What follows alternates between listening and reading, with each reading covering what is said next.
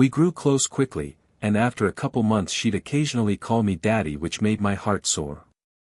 And, as for her mother, I was head over heels for her years ago, and reconnecting with her only reinforced those old feelings because it took off like a rocket. We were inseparable for the first couple of months, and when we weren't going on fun play dates with her kid or acting like horny high schoolers after we'd send her to bed, we were texting each other at work, tagging each other in funny memes on Facebook, you know, dorky cheesy lovey-dovey kid shit that's embarrassing to admit to as an adult in his 30s now, but I mean, we were in love. Real love, something that, to that point, I'd never known like that before.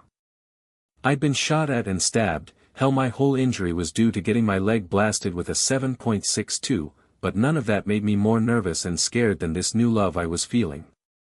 I had it bad. However, there was a complication in the form of her brother, some lanky, inbred, wannabe gangster Wigga boy, whiter than driven snow, who came in and started crashing on her futon a month and a half into our relationship.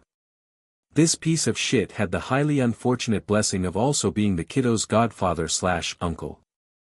He had no blood relation to my girlfriend or the child, he was just some former tweaker who worked at the Target they both worked at who started crashing from low blood sugar. He was coming down from whatever he was high on, so she got him a cheeseburger and soda, which, in the tweaker culture, is like being given a handful of gold. He was forever in her debt, and became her right-hand man, never wanting her romantically as he preferred trash similar to his own kind, thank you, God.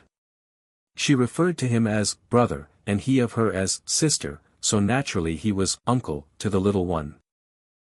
Which meant when he showed up in the middle of the night midway through our relationship, it was a very bad sign for me, because that homeless, now jobless, feckless idiot was moving in. Our friendship started out on a very, suddenly bad, note, because he was met by me and a .45 in his face wondering why a grown-ass man was in my girlfriend's apartment while we were in bed, and I heard something going, bump. Side note for any concerned citizens, the kid was sleeping between us, and they didn't have any pets, so I knew whatever was making noise out there wasn't anyone in the room, and nobody else should have been there. Pair that with recent break-ins in her complex, and you can see why I was justifiably armed. Now I did not live there. I had my own studio near the base, I just stayed the night often because it was convenient and fun. And with the recent break-ins, they also felt safer with me there, so win/win/win. So naturally I didn't have any say in anything regarding him living there. In an effort to placate the young whippersnapper after holding a fucking 1911 to his nose, I let him borrow my PS3 and a spare TV I had.